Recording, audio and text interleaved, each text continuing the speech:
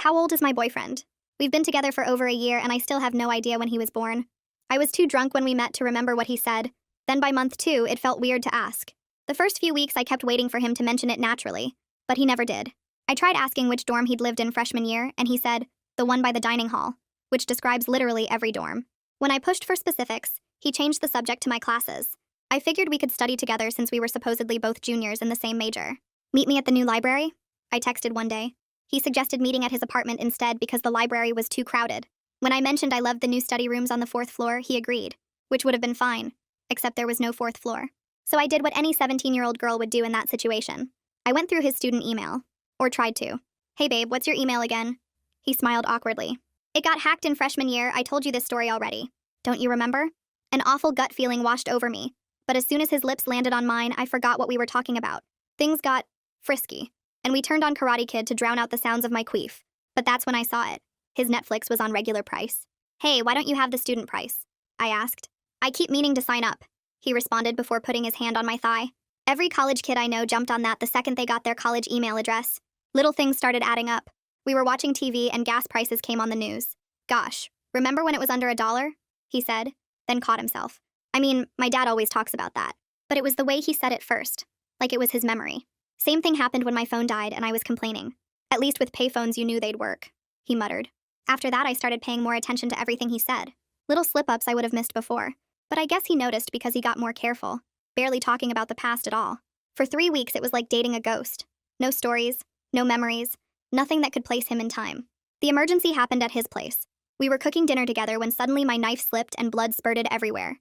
The paramedic asked about medications while bandaging him up and he just rattled off lisinopril, atorvastatin, just the usual, then stopped. Supplements. I meant supplements. I Googled all of the medications that night. They were all blood pressure and cholesterol medications, typically prescribed for men over 50. I couldn't sleep after that. Every night I did the mental math in my head. If he was over 50, I was born when he was in his 30s. The thought made me so nauseous that I was literally too embarrassed to tell anyone. You've been weird lately, he said one night when I dodged his kiss. I told him I was stressed about finals. We both knew I was lying. His mom visited the next month. She looked like she was almost 80 years old. We were having wine, talking about his apartment, when she said, much nicer than the place you had when you were married to. She slapped her hand over her mouth. He went white. Mom gets confused, he said quickly, but his voice was weird. Higher. When he went to the bathroom, she leaned over and grabbed my wrist. You seem sweet, she whispered. Maybe too sweet for this. For what? I asked, but he came back and she let go. That night he was extra affectionate, and I was too young to know that it was manipulation disguised as love. Kept kissing my forehead, playing with my hair. Posted a photo of us on his Instagram story. He never tagged me, but to my 17-year-old self, it felt like true love. So much so that that night as I lay in his bougie apartment that I couldn't understand how he could afford, I let him take my innocence. Again and again. He was spooning me asleep at 2 a.m. when I got a DM from an anonymous account. Nice to see his type hasn't changed. I don't understand, I responded. That's when they sent a photo. It was my boyfriend standing next to a young woman in low-rise jeans and a butterfly top. The photo quality screamed early 2000s. That was me at 19, she wrote. He said he was 21. Found out he was 28 when his first wife showed up. Then another photo popped up. A photo of an adult, maybe 21, with his exact eyes, his same crooked smile. Never got to ask whose this was. He was gone before I could. I stared at that photo for an hour. The man looked just like him, which meant either he had a child at 8 years old, or I turned to look at him sleeping next to me. The man I'd been dating for over a year. The 21-year-old college junior who didn't know they'd torn down the old library, who took medications for age-related conditions, whose own mother had almost said ex-wife. He started to wake up. I close my eyes fast and try to make my breathing sound normal even though my heart is beating, so loud I swear he can feel it through the mattress. He shifts next to me and I force myself to stay completely still while I angle my phone screen away from him and start taking screenshots. My hands shake as I capture everything the anonymous account sent. That photo of him with the teenager in low-rise jeans burns into my brain. The adult man with his exact crooked smile stares at me from my screen. I save every single image to 3 different folders because I need proof of this. I need to know I'm not making it up. He mumbles something in his sleep and rolls over. I wait there frozen for what feels like forever until his breathing gets deep and steady again. Then I move so slowly it takes me like 5 minutes just to sit up. Every tiny sound feels huge in the dark apartment. I slide out from under the covers and my feet touch the cold floor. My jeans are crumpled next to the bed and I grab them along with my shirt and bra. My hands won't stop shaking and I have to bite down hard on my lip to keep quiet while I pull my clothes on. The zipper on my jeans sounds like a gunshot, and I freeze but he doesn't wake up. I shove my feet into my shoes without tying them and grab my bag from the chair. My phone is still clutched in my hand with those photos on the screen. I tiptoe to the bathroom and close the door as quietly as possible before I open the rideshare app. My fingers keep missing the buttons because they're shaking so bad. I finally get the car ordered and it says 5 minutes away. I stand there staring at myself in the mirror and I look exactly the same as I did a few hours ago. But everything is different now. The app pings that the car is here. I open the bathroom door and creep through the apartment to the front door. I don't look back at the bedroom. I just turn the lock slowly and slip out into the hallway and pull the door shut behind me. The driver is waiting right outside in a beat-up sedan. I climb in the back and he takes one look at my face and asks if I'm okay. I nod and tell him the address for my dorm. Tears start coming and I can't stop them, so I just turn my head and stare out the window at the empty streets. The driver doesn't ask anything else. We drive through campus and everything looks normal, like the world didn't just flip upside down. He drops me off outside my building and I mumble thanks and run inside.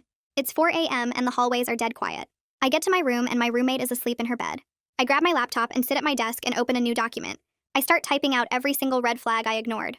The library with no 4th floor, the gas prices under $1 comment, the payphones comment, his medications for old people, his mom who looked 80 and almost said ex-wife. I type it all out with specific dates and details I can remember. My fingers fly over the keyboard and I fill up 3 pages because I need this documented in case he tries to tell me I'm crazy or imagining things. I need proof that this all happened. I go back to Instagram and find the anonymous account that messaged me. I type out a message asking for his full legal name. The typing bubbles show up immediately like she was waiting for me to ask. She sends back 3 words that make my stomach drop. Calvin James Gregory.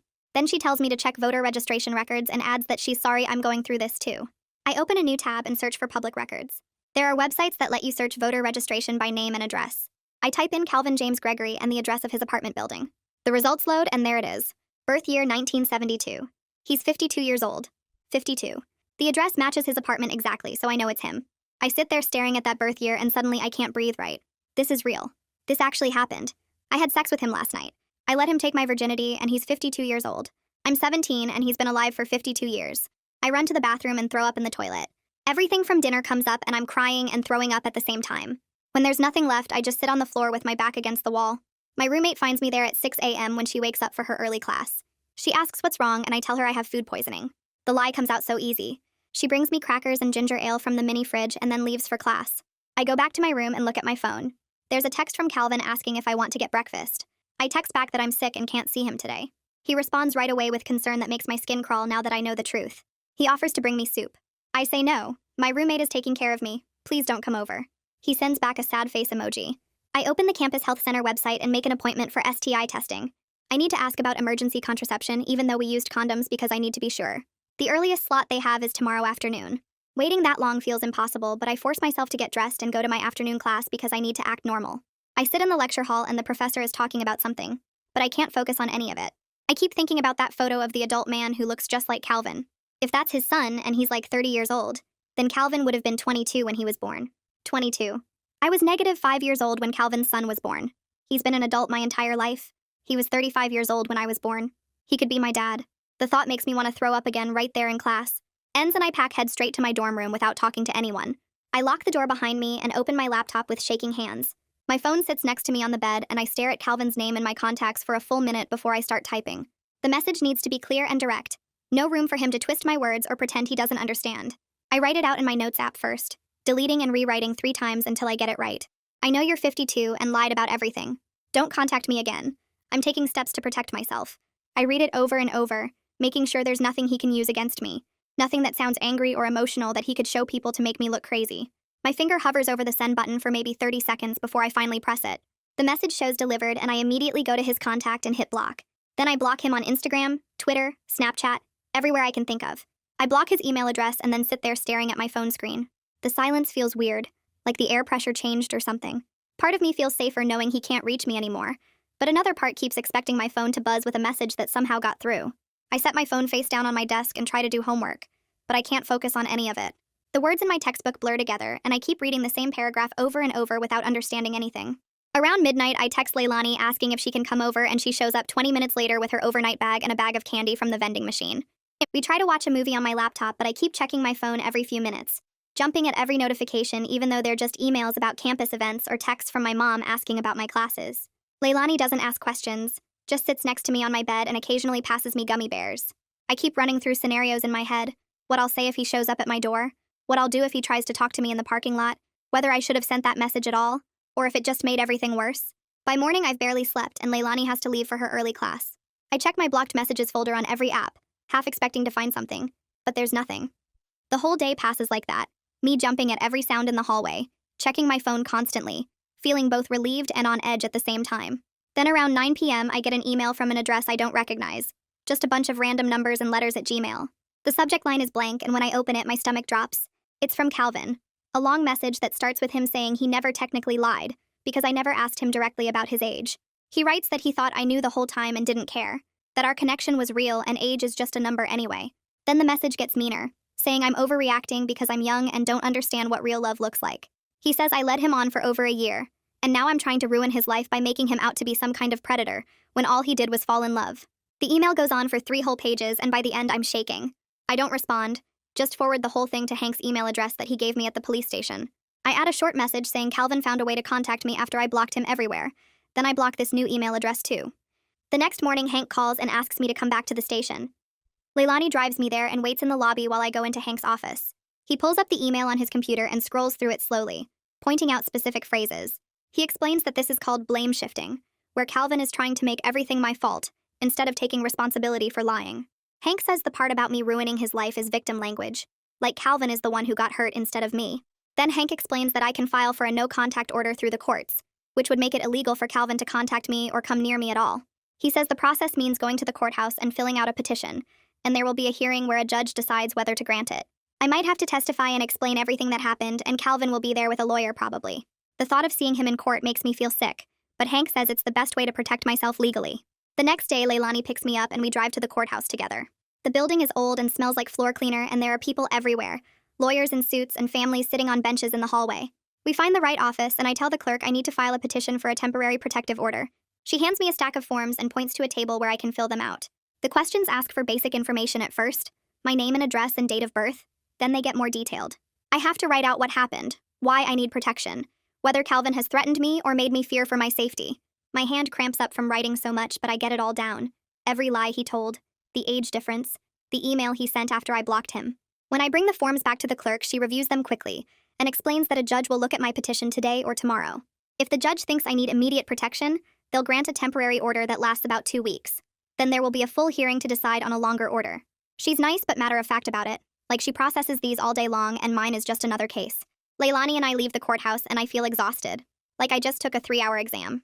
2 days go by and I'm starting to think maybe the judge denied it when I get an email from the court system. The temporary protective order was granted. Calvin legally cannot contact me or come within 500 feet of me for the next 2 weeks until the full hearing. I forward the email to campus security like the instructions say, and they respond asking me to come to their office to give them a photo of Calvin and fill out some paperwork. When I get there, the security officer is really professional about it, adding Calvin's photo to their system and explaining that even though he's not a student here, they can remove him from campus if he's spotted. For about 6 hours, I feel this huge relief, like I can finally breathe again. Then I'm walking back to my dorm from the library and I see a piece of paper taped to the front door of my building. It's not addressed to anyone specifically, just says it's a message for residents. But when I read it, I know it's from Calvin.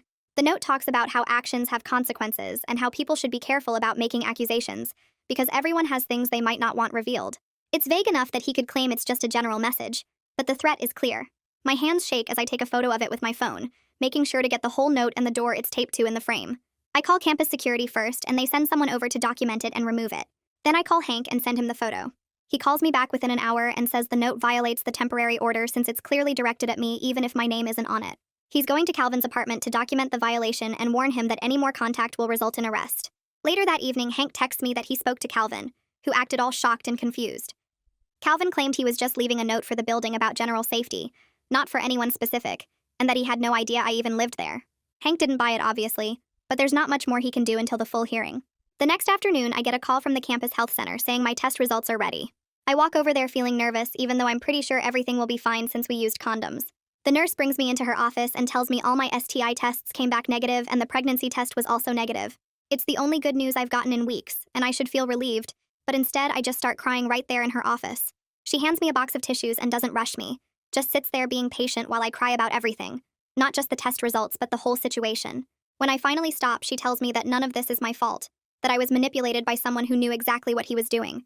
Hearing her say that helps somehow, even though I still feel stupid for not figuring it out sooner. The next day, I meet with my academic advisor because I'm so behind in one of my classes that there's no way I can catch up. I explain vaguely that I'm dealing with a personal safety issue and she's really understanding about it. She pulls up my transcript and helps me fill out the withdrawal paperwork so it won't affect my GPA. She asks if I need any other accommodations, and I say no. I think I can handle my other classes. Walking out of her office, I feel like I'm barely holding everything together, but at least I'm still here and still trying. That evening around 7 p.m., I'm walking back to my dorm from the library when I see him. Calvin is standing near the bike racks about 50 feet from my building entrance, looking at his phone like he just happens to be there. My stomach drops and I freeze on the sidewalk, trying to decide whether to turn around or keep walking. Before I can move, a campus security golf cart pulls up next to him, and Officer Lucian Holden gets out. I duck behind a tree to watch what happens. Lucian talks to Calvin for maybe 2 minutes while Calvin gestures around like he's explaining something. Then Lucian points toward the street and Calvin starts walking that direction with Lucian following in the golf cart. I wait until they're both gone before running to my dorm and locking myself in my room. 20 minutes later, Lucian calls me and explains that Calvin claimed he was just walking through campus as a public space, but Lucian escorted him off university property anyway, and wrote up a report for my protective order case. The full hearing date arrives 2 weeks later on a Tuesday morning. I put on the most professional outfit I own, which is black pants and a button-up shirt I borrowed from Leilani. She drives me to the courthouse and we sit in the parking lot for 10 minutes while I try to stop my hands from shaking. Hank meets us inside and walks us through what's going to happen. He explains that Calvin will probably have a lawyer who will try to make me look bad, but the judge will stop anything too unfair. We sit on hard wooden benches in the hallway waiting for our case to be called. Then I see Calvin walk in wearing a suit with a lawyer carrying a briefcase. He doesn't look at me, but I can feel him there, making the air harder to breathe. Inside the courtroom, everything feels too formal and scary. The judge is a woman in her 60s who looks tired. Calvin's lawyer stands up first and argues that I'm making a big deal out of nothing, that his client made an honest mistake about what I expected from the relationship. He says Calvin thought I knew his real age and didn't care. The lawyer makes it sound like I'm just mad about a breakup and trying to punish Calvin for it. Then it's my turn to testify. I have to sit in the witness chair and swear to tell the truth. My voice shakes at first but gets stronger as I talk about the lies. I explain how he avoided every question about his age, how he pretended to be a college student, how his medications were for conditions older men get, how his mom almost mentioned his ex-wife. I tell them about Jacinta and the pattern of him targeting young women. Calvin's lawyer asks me questions trying to make me seem confused or vindictive. He asks why I didn't just ask Calvin's age directly if I was so curious. Before I can answer, the judge cuts him off and says, "That's not how manipulation works." She looks at Calvin with this expression that makes it clear she's seen men like him before. The judge grants a 6-month protective order and warns Calvin that any violations will result in immediate arrest. Calvin's face stays blank, but his lawyer whispers something to him, and he nods. Walking out of the courthouse, my legs feel wobbly, and I have to hold on to Leilani's arm. The fresh air outside hits my face, and suddenly I'm crying, but also laughing a little because it's over and I did it. Leilani hugs me right there in the parking lot and asks what I need.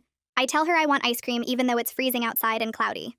We drive to the place near campus that has 30 flavors, and I get 2 scoops of chocolate chip cookie dough. We sit in her car with the heat on, eating ice cream and not talking much. It feels normal and good, like maybe I can have normal and good things again. Leilani doesn't make me process everything or ask how I feel. She just sits there being my friend, and that's exactly what I need. Over the next few days, I start noticing people looking at me differently on campus. Someone must have talked because suddenly there are whispers in the dining hall, and people I barely know are sending me messages. Some are nice and supportive, saying they're proud of me for reporting it. Others are judgmental, asking why I didn't figure it out sooner or implying I should have known better. A few people even suggest I'm lying for attention. I make the mistake of checking social media and find a whole thread on the campus forum about my situation, even though no names are mentioned. People are debating whether what Calvin did was actually wrong since I was technically legal age. Reading those comments makes me feel sick, so I delete the apps from my phone. I focus on Leilani and my other real friends who actually matter, the ones who showed up and believed me. In my next counseling session with Beatrice, I tell her about the social fallout and how much it hurts. She nods like she expected this and explains that people's reactions say more about them than about me. She teaches me that I can't control what people think or say, only how I respond and who I let into my life. We work on strategies for when the anxiety hits, like breathing exercises and grounding techniques where I name 5 things I can see around me. Beatrice also helps me understand that some people will never get it because they haven't experienced manipulation themselves. She reminds me that I did everything right by documenting and reporting, and the judge believed me, and that's what matters. We practice ways to rebuild my sense of safety, like varying my routine so I'm not predictable and always telling someone where I'm going. 3 days later, Hank calls while I'm studying in my dorm. He tells me the DA's office is reviewing the case for possible criminal charges related to fraud or contributing to the delinquency of a minor. Since I was 16 when Calvin and I first met, there might be laws he violated even if the relationship itself was technically legal. Hank emphasizes that prosecution isn't guaranteed, and I shouldn't get my hopes up too much. He says these cases are complicated and DAs don't like taking them unless they're sure they can win. But they're taking it seriously and investigating, which is more than a lot of victims get. I thank him for the update, and after we hang up, I sit there feeling strange. Part of me wants Calvin to face real consequences, but another part just wants to never think about him again. That weekend, my phone rings from a number I don't recognize. I answer thinking it might be about a job application I submitted. Instead, I hear Suzanne's voice, crying and barely coherent. She's begging me to drop the protective order, saying Calvin is her son and he made a mistake, but he's not a bad person. She tells me he's depressed and not eating, and this is ruining his life. I feel this pull to comfort her because she sounds so upset, but then I remember what Beatrice taught me about boundaries. I tell Suzanne I can't talk to her about this, and I hang up. My hands shake as I block that number in my phone. I text Leilani what happened, and she comes over within 15 minutes, not even asking if I need her, just showing up. I spend that whole weekend going through my phone and laptop deleting everything related to Calvin. Every photo where we're together, every text message, every email. I save a few things in a folder for legal evidence, but delete the rest. It feels like attending a funeral for someone who's still alive, mourning the relationship I thought I had with a person who never really existed. Some of the photos are hard to delete because I look so happy in them, so sure I was in love. I remember exactly where we were and what we did that day, and now all those memories feel contaminated. Leilani sits on my bed the whole time, sometimes on her phone, sometimes just watching me. She doesn't try to talk me out of it or tell me to keep the good memories. She understands that I need to do this to move forward. The next week, Jacinta messages me asking if I want to meet in person. We pick a coffee shop that's halfway between our towns, about 40 minutes from campus. When I walk in, she's already there at a corner table, and I recognize her immediately from the photos, even though she's older now. She stands up and hugs me like we're old friends, which in a weird way we are. We order coffee and sit down, and she tells me she's been doing research. She found 2 other women who had similar experiences with Calvin in the years between her relationship and mine. One was 20 and thought Calvin was 23. Another was 18 and believed he was 21. Neither of them reported it because they felt ashamed or didn't think anyone would believe them, or didn't even know it was something they could report. Jacinta has been in contact with both of them, and they're willing to talk to investigators if it helps. She slides a piece of paper across the table with their names and contact information. I stare at it thinking about how many of us there are, how many young women Calvin has done this to over the years, and how he just keeps getting away with it. I fold the paper and put it in my pocket. Then Jacinta asks if I want to do something with this information, or just have it in case. I tell her I need to think about it, and we finish our coffee talking about other things, normal things like her job and my classes. When I get back to my dorm, I unfold the paper and stare at the 2 names, thinking about how many of us there are. Jacinta messages me later that night asking if I want help writing something anonymous online, not to expose Calvin specifically, but just to process what happened. She sends me a link to a relationship forum where people post about bad experiences, and I spend an hour reading through other posts before I start writing my own. I don't use any names or details that could identify Calvin or me or our town. I just write about being 17 and dating someone who lied about his age, about all the red flags I missed, about feeling stupid and used and angry. My hands shake while I type it out, and I have to stop twice because I start crying. Jacinta reads it before I post and suggests I add more about how it made me feel. So I write about the shame of not asking questions sooner, and the fear of people thinking it was my fault. I hit post at midnight and close my laptop, not expecting much. By morning, there are 12 comments, and most of them are from people who went through something similar. One woman says she was 18 when a 35-year-old man told her he was 22. Another says she was 19 dating a 40-year-old who claimed to be 25. Reading their stories makes me feel less alone and less stupid. Like this wasn't just me being naive, but something that happens to people because predators are good at lying. I screenshot some of the comments and save them in a folder on my laptop. Hank calls me on a Tuesday afternoon while I'm walking between classes. He tells me the investigators questioned Calvin last week and he denied everything, claiming we had a normal relationship and I'm only making accusations because we broke up badly. Calvin told them I knew his real age the whole time and never cared until I got mad about something else.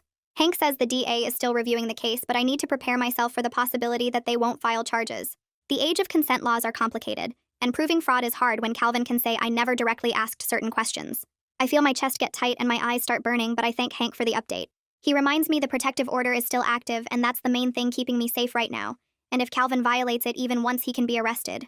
I hang up and sit on a bench outside the science building, watching other students walk past living their normal lives. Part of me wants Calvin to face real consequences, but another part just wants to never think about him again. The nightmares start about a week later. I dream Calvin is sitting in the back of my history class watching me, or standing outside my dorm when I come home at night, or following me through the grocery store. I wake up sweating and have to check my phone to make sure there are no messages from unknown numbers. During the day, I jump every time I see someone with dark hair like his, and twice I almost have panic attacks in public because I think I see him. At my next appointment, Beatrice asks how I'm sleeping, and I tell her about the dreams. She says this is completely normal after what I went through, that my brain is processing trauma and trying to keep me alert to danger. She teaches me grounding techniques for when the panic hits, like focusing on 5 things I can see and 4 things I can hear. Some days are better than others.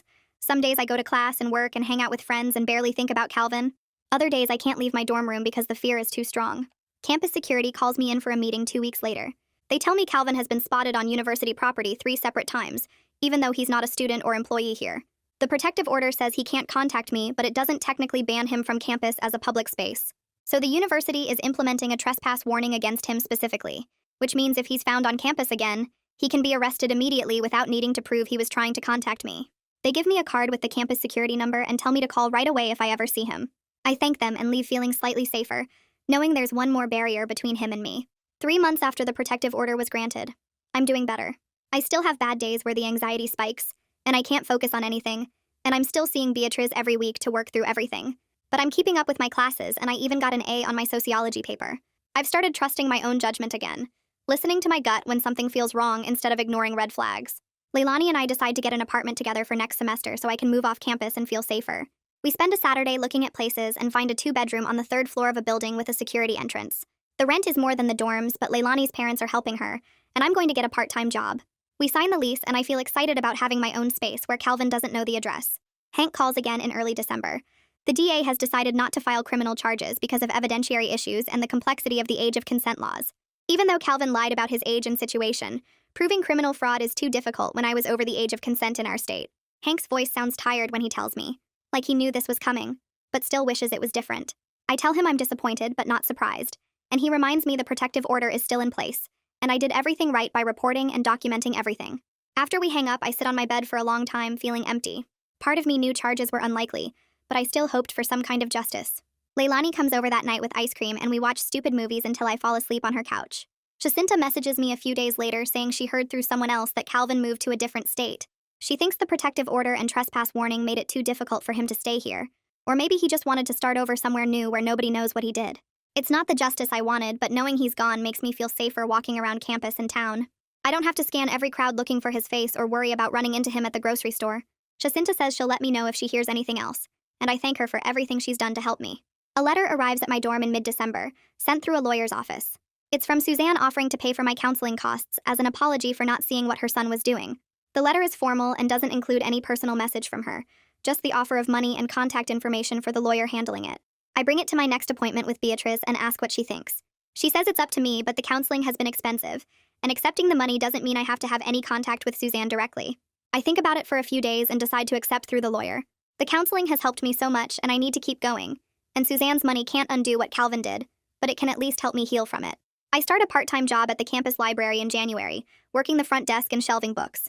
I need the money for rent, and also I need routine and normalcy in my life. My coworkers are friendly and close to my age, and they don't know anything about what happened with Calvin. To them, I'm just a regular college student with a regular student job. We talk about classes and weekend plans and which professors are the worst, and it feels good to just exist as a normal person for a few hours each shift. I like the quiet of the library and the simple tasks of checking books in and out, organizing shelves, helping people find things. It's peaceful in a way nothing else has been lately. Leilani and I move into our apartment over winter break when campus is mostly empty. Her parents help us move our stuff, and her dad installs extra locks on both our bedroom doors, even though we already have the security entrance downstairs. I decorate my room exactly how I want it with posters and plants and string lights, making it feel like my own safe space. I organize my closet and desk and bookshelf, putting everything in its specific place where I know I can find it. Having control over my environment again feels huge, like I'm reclaiming something Calvin took from me. That first night in the apartment, I lock my bedroom door and lie in my new bed looking around at my space, and I feel safer than I have in months. A few weeks later, I go back to the courthouse to file for an extension of the protective order. The clerk recognizes me from last time and processes my paperwork quickly without asking many questions. I sit in the waiting area watching other people file their own orders and restraining papers, and realize I'm not as scared as I was the first time I came here. When my name gets called, I walk into the courtroom and the judge reviews my file for maybe 2 minutes before signing the extension. 6 more months of legal protection, even though Calvin supposedly moved to another state. The judge barely looks up when she stamps the order and tells me to pick up copies at the clerk's office. I leave the courthouse with the papers in my bag feeling prepared instead of scared, like I actually know how to handle this now instead of just surviving it. I meet with my academic advisor the next week to plan my spring semester classes. She pulls up my transcript and asks what I'm thinking about for next year, and I realize I'm actually excited to talk about school for the first time in months. I tell her I've been thinking about social work, or maybe counseling because of everything that happened, and how much my counselor Beatrice helped me through it. My advisor gets this understanding look on her face and starts showing me different program options and required classes. We map out a possible major path, and she mentions internship opportunities at the campus counseling center and local nonprofits that work with young women. By the end of the meeting, I have a full schedule picked out, and I'm genuinely looking forward to my classes instead of just trying to get through them. Walking back to my apartment, I keep thinking about how I want to help other people the way Beatrice helped me. How maybe something good can come from what Calvin did. On New Year's Eve, Leilani and I stay in and order pizza and set up a movie marathon in our living room. We put on dumb comedies and action movies, nothing romantic or serious, just stuff that makes us laugh. At midnight, we pour sparkling cider into coffee mugs because we don't own wine glasses yet, and Leilani raises hers. We toast to surviving and to the future and to our apartment and to being done with terrible men. I take a sip and look around at our space with all our decorations and our stuff everywhere, and I realize I'm genuinely happy to see what comes next. I'm not the same person I was before Calvin, and I probably never will be again. But I'm stronger now, and I know how to protect myself, and I know what real friendship looks like. I know what manipulation looks like too, and I'll never miss those signs again. The year ahead feels full of possibilities instead of threats, and that's enough for right now. That's the story, and the takeaway all rolled up. I like when these stories actually spark something useful for you, even if it's just a small realization. If this one did that, it's mission accomplished. Subscribe so the next one finds you right on time.